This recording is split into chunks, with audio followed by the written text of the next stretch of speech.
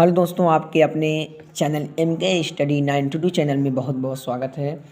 जैसा कि आप देख रहे हैं, महत्वपूर्ण प्रश्न टोटल 20 प्रश्न हैं, बायोलॉजी के हैं, जीव विज्ञान के हैं। अगर इस प्रश्न को अच्छे से आप लर्न कर लिए, याद कर लिए, तो आसानी से यूपी बोर्ड हाल में ही जल्द में ही पेपर होने वाला है। क्लास 10, 12 हर बोर्डों के लिए, हर कंप्यूटर एग्ज़ाम के लिए बहुत शानदार, मज़ेदार, लाजवाब क्वेश्चन मैं लाया हूँ। चलिए दोस्तों, स्टार्ट करते हैं अपने क्वेश्चन। महत्वपूर्ण 20 प्रश्न क्या हैं, तो स्टार्ट करने से पहले दोस्तों एक छोटी सी रिक्वेस्ट है। अगर दोस्तों अभी तक हमारे चैनल को सब्सक्राइब नहीं करें हैं तो चैनल को सब्सक्राइब करें और अधिक से अधिक शेयर करें। किसी प्रकार की अगर दिक्कत हो तो कमेंट बॉक्स में कमेंट करके बताइएगा, हम उसको सुधारने का प्रयास करेंगे। तो चलिए दोस्तों, महत्वपूर्ण प्रश्न क्या है जो आप देख रहे हैं, टोटल 20 प्रश्न हैं। स्टार्ट करते हैं बिना किसी देर के लिए, बिना किसी टाइम के लिए। चलिए क्वेश्चन को तैयार करते हैं, क्वेश्चन को स्टार्ट करते हैं। पहला क्वेश्चन हमारा क्या कह रहा है, पृथक्करण का नियम प्रस्तुत किया।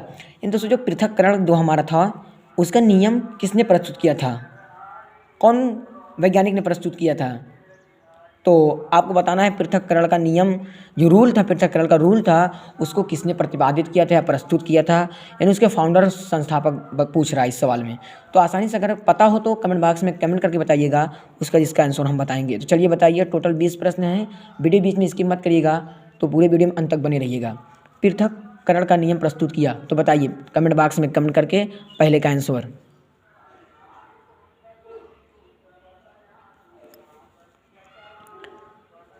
तो चलिए दोस्तों, कोई बात नहीं, हम बताएंगे इसका आंसर, मेंडल। दोस्तों जो मेंडल थे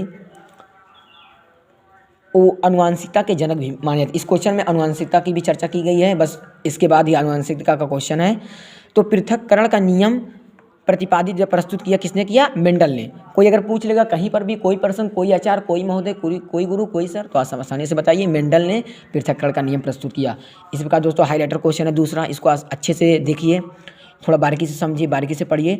अनुवांशिकता के जनक कौन है? दोस्तों अनुवांशिकता के जनक जो हैं, चलिए अगर पता हो तो कमेंट बॉक्स में कमेंट करके बताइए दूसरे का आंसर, इसका उत्तर क्या होगा, चलिए बताइए।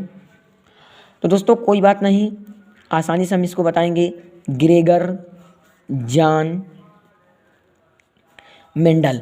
अगर कहीं पर कोई पूछ लिया, कोई आचार, तो बता देना आसानी से, ग्रेगर जॉन दोस्तों जो लिखने में अगर कहीं पर दिक्कत हुई, कुछ गलतियां हो तो आप कमेंट बॉक्स में कमेंट करके बताइएगा, हम उसको सुधारने का प्रयास करेंगे। तो ग्रेगर जॉन मेंडल जो थे वो अनुवांशिकता के जनक माने जाते हैं। फाउंडर ऑफ अनुवांशिकता के जनक कौन है, तो आप बता देना ग्रेगर जॉन मेंडल। इस प्रकार दोस्तों तीसरे क्वेश्चन की तरफ बढ़ते हैं। तीसरा क्वेश्चन हमारा क्या कह रहा है, मानव में ऑटोसोम के जोड़े होते हैं। दोस्तों जो मानव में ऑटोसोम होते हैं उसके जोड़े कितने होते हैं, तो आसानी से बताना है मानव में ऑटोसोम के जोड़े कितने होते हैं। तो चलिए बताइए कमेंट बॉक्स में कमेंट करके अगर पता हो इसका आंसर। तो दोस्तों आसानी से आप बताइए 22। अगर कोई पूछ ले मानव में कितने ऑटोसोम के जोड़े होते हैं, तो कोई दिक्कत नहीं, कोई डिप्रेशन नहीं। हम कह दिए थे कि रोजाना हर प्रकार की वीडियो, हर प्रकार के क्वेश्चंस आपको MK स्टडी 92 चैनल में मिलेगा। तो मानव में ऑटोसोम के जोड़े होते हैं 22 होते हैं। अब दोस्तों चलिए चौथे क्वेश्चन की तरफ बढ़ते हैं। चौथा क्वेश्चन हाईलाइटर क्वेश्चन, जितना क्वेश्चन हमारा हाईलाइटर रहेगा उसको अच्छे से, बारीकी से, सीरियसली से पढ़िएगा और समझिएगा। गुणसूत्र की रचना होती है। दोस्तों गुणसूत्र की रचना होती है, किसमें होती है? चलिए बताइए चौथे का आंसर क्या होगा। तो गुणसूत्र की रचना होती है दोस्तों, कोई दिक्कत नहीं, आराम से बताइए। जो DNA दोस्तों है, इसका हम एक वीडियो चढ़ाए तो उसमें DNA, RNA, ATP, NDP सबका फुल फॉर्म बता दिए थे। कोई दिक्कत नहीं, एकदम इसको और बता दे रहे हैं, DNA का डीऑक्साइड निक्लिक एसिड। तो जो DNA का फुल फॉर्म होता है डीऑक्साइड निक्लिक एसिड होता है। तो गुणसूत्र की रचना होती है किसमें होती है, तो तथा DNA तथा प्रोटीन से। अगर कोई पूछ लेगा जो गुणसूत्र की रचना होती है वो किससे होती है, तो बता देना DNA डीऑक्साइड निक्लिक एसिड तथा प्रोटीन से। अब दोस्तों चलिए बढ़ते हैं पांचवें क्वेश्चन की तरफ। पांचवा क्वेश्चन क्या कह रहा है, जीन एक भाग है। दोस्तों जीन एक किसका भाग है, जीन इसमें दिया, जीन एक भाग है, तो जीन एक किसका भाग है? पांचवा हाईलाइटर क्वेश्चन है, तो आराम से बताइए, कोई दिक्कत नहीं, कमेंट बॉक्स में कमेंट करके बताइए इसका आंसर अगर पता हो तो। दोस्तों कोई दिक्कत नहीं, राइबोसोम। अगर कोई पूछ लेगा राइबोसोम क्या है, तो आप बता देना राइबोसोम जीन का एक भाग है। अगर पूछ ले जीन एक किसका भाग है, तो आप बता देना राइबोसोम का। तो राइबोसोम का इसका आंसर हो जाएगा, पांचवें का उत्तर हो जाएगा। अब दोस्तों छठवें क्वेश्चन की तरफ बढ़ते हैं। सेंट्रोमियर एक भाग है। अब दोस्तों यहाँ पर जीन था, पांचवें में हाईलाइटर है। अब छठवें क्वेश्चन में क्या कह रहा है, सेंट्रोमियर एक भाग है, यानी एक भाग किसका भाग है? चलिए बताइए सेंट्रोमियर एक किसका भाग है।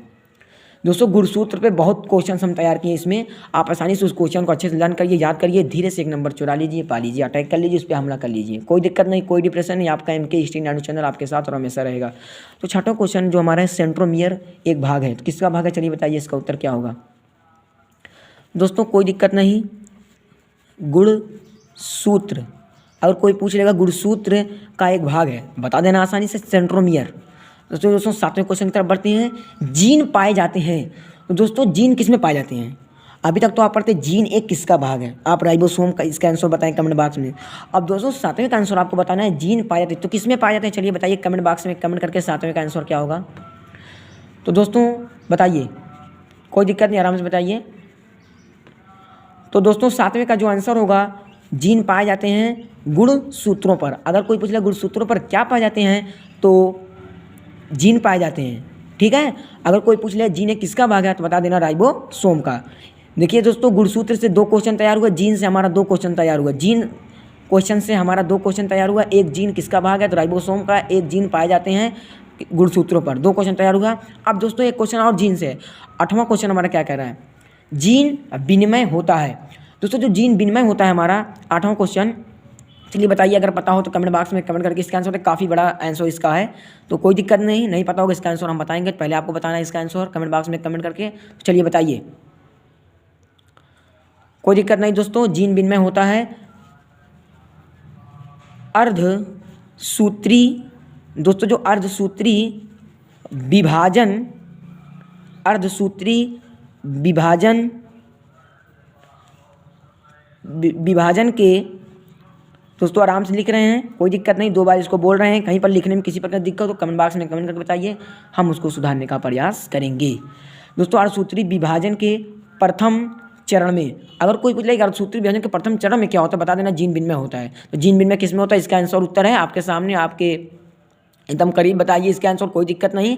तो अर्धसूत्री विभाजन के प्रथम चरण में इसका आंसर होगा 8वें का। अब दोस्तों चलते हैं 9वें क्वेश्चन की तरफ।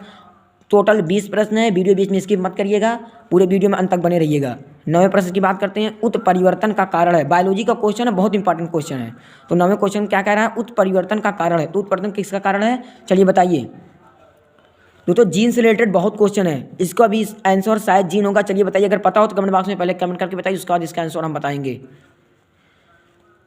तो दोस्तों जो उत्परिवर्तन का जो कारण हमारा है, वो जीन परिवर्तन का कारण है, ठीक दोस्तों। तो जीन परिवर्तन जो हमारा है उत्परिवर्तन का एक कारण है। अब दोस्तों 10वें क्वेश्चन तोड़ते हैं, 10वां क्वेश्चन हाईलाइटर है, आराम से बताइए, बहुत सीरियसली से बताइए इस क्वेश्चन को, कोई दिक्कत नहीं, कोई डिप्रेशन नहीं। हम कह दिए कि रोज प्रकार, हर प्रकार की वीडियो, आप हर प्रकार का क्वेश्चन आपको MK हिस्ट्री नानू चैनल में मिलेगा। 10वें क्वेश्चन क्या कह रहा था, 10वें क्वेश्चन चर्चा करते हैं, बात करते हैं, गुणसूत्र किस पदार्थ के बने होते हैं। दोस्तों बहुत इंपॉर्टेंट क्वेश्चन, इसको स्टार बना देते हैं। जो गुणसूत्र हमारे होते हैं वो किस पदार्थ के बने होते हैं, किस वस्तु, किस थिंग से बने होते हैं, बताइए गुणसूत्र किस पदार्थ के बने होते हैं, चलिए बताइए कमेंट बॉक्स में कमेंट करके 10वें का आंसर उत्तर क्या होगा। तो दोस्तों 10वें का जो होगा वो दोस्तों DA।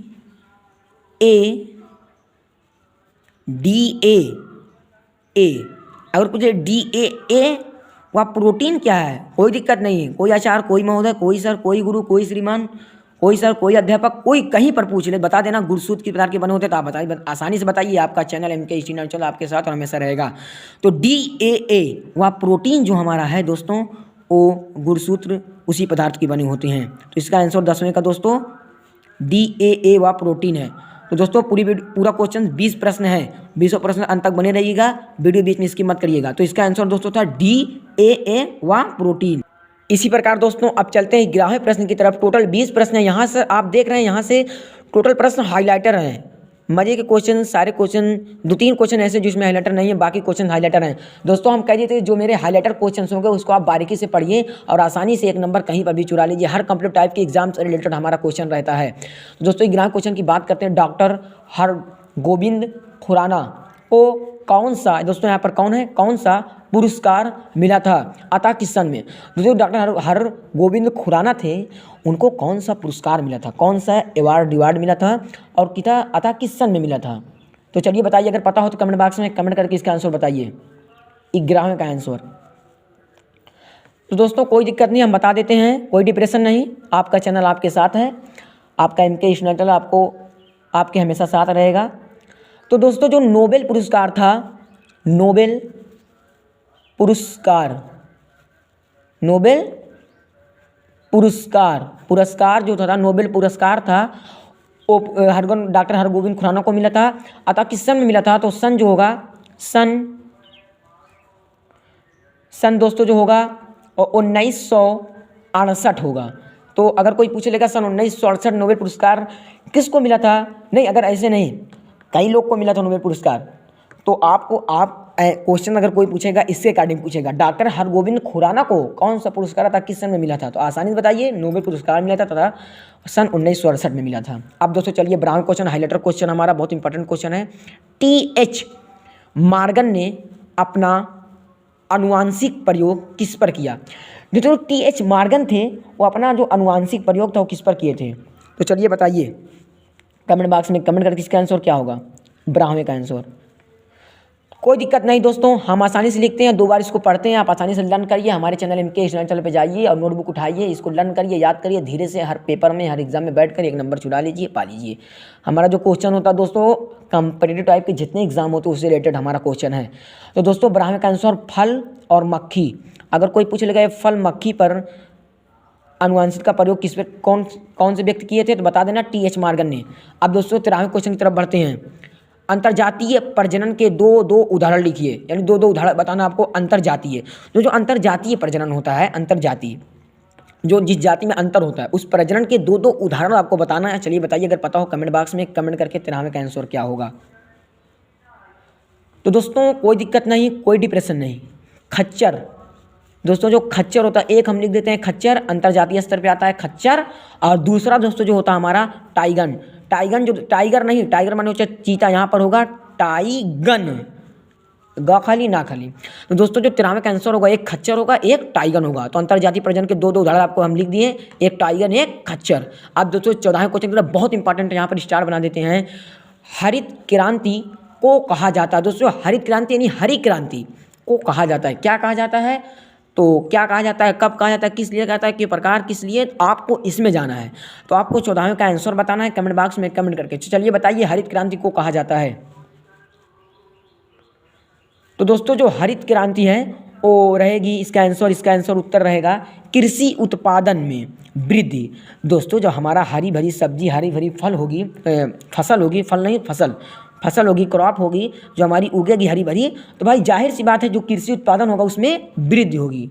तो अगर कोई पूछ लेगा हरित क्रांति को किस अंतर्गत देखा जाता है, हरित क्रांति को क्या कहा जाता है, तो आप आसानी से बताइए कृषि उत्पादन में वृद्धि। इसी प्रकार दोस्तों टोटल 20 प्रश्न है, वीडियो बीच में स्किप मत करिएगा, पूरे वीडियो में अंत तक बने रहिएगा। तो 15वां क्वेश्चन की इस प्रकार बात करते हैं। 15वां क्वेश्चन हमारा क्या कह रहा है? जैव विकास का संबंध किससे है? तो चलिए बताइए, जैव विकास का संबंध किससे है? 15वें का आंसर बताना है आपको, इसका उत्तर क्या होगा? तो दोस्तों कोई दिक्कत नहीं, कोई डिप्रेशन नहीं, हम आराम से बताएंगे। अनुकूलन, अगर कोई पूछेगा अनुकूलन से किसका संबंध है, तो बता देना जैव विकास का संबंध अनुकूलन से है। अब दोस्तों चलिए 16वें क्वेश्चन की तरफ बढ़ते हैं। 16वां क्वेश्चन क्या कह रहा है? जैव विकास की प्रक्रिया को समझने का कार्य सर्वप्रथम कौन किया था? दोस्तों जो जैव विकास था उसकी प्रक्रिया को समझने का, नहीं होता समझने का, सोचने का, तो समझने का जो सोचने का था, समझने का कार्य वर्क था जो सर्वप्रथम कौन किया था? चलिए बताइए 16वें का आंसर कमेंट बॉक्स में, अगर पता हो कमेंट बॉक्स में कमेंट करके 16वें का आंसर बताइए। जो विकास की प्रक्रिया को समझने का कार्य सर्वप्रथम कौन किया था? कोई दिक्कत नहीं दोस्तों। लैमार्क, अगर कोई पूछ लेगा ये लैमार्क कौन थे, बता देना जैव विकास की प्रक्रिया को समझने का कार्य सर्वप्रथम लैमार्क द्वारा हुआ था, किया था। तो दोस्तों लैमार्क इसका आंसर होगा, ठीक है। तो लैमार्क ने जैव विकास की प्रक्रिया को समझने का कार्य सर्वप्रथम किया था। अब दोस्तों 17वें क्वेश्चन कर लेते हैं, इसको भी हाईलाइटर स्टार 2 स्टार कर देते हैं, बहुत इंपॉर्टेंट क्वेश्चन है। फिलॉसफी जूलॉजी, दोस्तों जो जूलॉजी, बॉटनी, फिलॉसफी ऐसे बहुत सी किताबें हैं, तो इसमें 2 किताब की चर्चा है। फिलॉसफी और जूलॉजी पुस्तक के लेखक कौन थे? तो चलिए बताइए इसका उत्तर आंसर क्या होगा 17वें का? दोस्तों अगर इसका भी होगा लैमार्क। अगर कोई पूछ लेगा फिलॉसफी जूलॉजी पुस्तक के या अथर लेखक कौन है, बता देना लैमार्क। अगर कोई पूछ ले जैव विकास की प्रक्रिया का समझने का कार्य सर्वप्रथम किसने किया था, तो बता देना लैमार्क। तो दोस्तों 2 क्वेश्चन लैमार्क से हो गया। अब दोस्तों चलते हैं 18वें क्वेश्चन की तरफ। हमारा 18वां क्वेश्चन क्या कह रहा है? जैव विकास का मूल स्रोत है। दोस्तों जैव विकास का मूल स्रोत किससे है? तो चलिए बताइए 18वें का आंसर क्या होगा? कमेंट बॉक्स में कमेंट कर बताइए अगर पता हो तब। कोई दिक्कत नहीं दोस्तों। 18वें का जो आंसर होगा उत्परिवर्तन। अगर कोई पूछ लेगा उत्परिवर्तन क्या है तो आप आसानी से बताइए, उत्परिवर्तन जैव विकास का मूल स्रोत है। अब दोस्तों चलते हैं 19वां क्वेश्चन। 19वां क्वेश्चन हमारा क्या कर हाईलाइटर क्वेश्चन है 1920वां। तो दोनों क्वेश्चन के जितने हाईलाइटर क्वेश्चन है हमारे कंप्यूटर टाइप के एग्जाम से रिलेटेड क्वेश्चन है, उस क्वेश्चन को अच्छे से बारीकी से समझिए और पढ़िए और नोटबुक में लिख कर अच्छे से याद करिए। कहीं पर भी पेपर 20 में पास हुई। बायोलॉजी के क्वेश्चन बहुत इंपॉर्टेंट क्वेश्चन है 20। तो दोस्तों जैव विकास का जो 19वां क्वेश्चन है उसकी बात करते हैं। जैव विकास का उत्परिवर्तन सिद्धांत किसने दिया था? तो दोस्तों आसानी से बताइए, जैव विकास का उत्परिवर्तन सिद्धांत। दोस्तों जैव विकास से हमारा 3-4 क्वेश्चन इससे रिलेटेड है और जीन से भी हमारा क्वेश्चन बहुत इसमें रिलेटेड है। तो दोस्तों उस क्वेश्चन को अच्छे से आप बारीकी से पढ़िए। तो 19वें क्वेश्चन की चर्चा करते हैं, बात करते हैं जैव विकास का उत्परिवर्तन सिद्धांत किसने दिया था। तो चलिए बताइए। तो दोस्तों डी ब्रीज ने। अगर कोई पूछ ले डी ब्रीज कौन थे, बता देना। डी ब्रीज ने जैव विकास के उत्परिवर्तन का सिद्धांत दिया था, उसको प्रतिपादित किया था। अब दोस्तों चलते हैं 20वां क्वेश्चन। हमारा लास्ट क्वेश्चन क्या है? लास्ट क्वेश्चन, आखिरी क्वेश्चन 20वां। जाइगोट में गुणसूत्रों की संख्या क्या होती है, यानी कितनी होती है? बताइए जाइगोट में गुणसूत्रों की संख्या कितनी होती है, क्या होती है? तो चलिए बताइए। अगर पता हो कमेंट बॉक्स में कमेंट करके इसका आंसर बताइए। कोई दिक्कत नहीं दोस्तों। अगर कोई पूछ ले यक्स जो होता है हमारा यक्स, दोस्तों अगर लिखने में कहीं पर बोलने में कहीं पर कुछ गलतियां हों उसको माफ़ कीजिएगा। किस प्रकार की क्वेश्चंस को वीडियो को अगर आप चाहिएगा तो हमारे चैनल पे जाइए, MK हिस्ट्री 92 चैनल पे हर प्रकार के वीडियो, हर प्रकार के क्वेश्चंस को आप हल करिए, सॉल्व करिए। किसी प्रकार की अगर दिक्कत हो तो कमेंट बॉक्स में कमेंट करके बताइए, हम उसको सुधारने का प्रयास करेंगे। दोस्तों तो यक्स होती है, इसका आंसर क्या होगा? 20वें का यक्स होती है। तो जाइगोट में गुणसूत्रों की संख्या क्या होती है? यक्स होती है। दोस्तों हमारी वीडियो को अधिक से अधिक शेयर करिए ताकि और सब्सक्राइब भी करिए ताकि हर प्रकार के नोटिफिकेशन, हर प्रकार के वीडियो आपको मिलते रहिए। इसी 20वें क्वेश्चन द्वारा हमारी वीडियो अंत होती है। जय हिंद, जय भारत, धन्यवाद।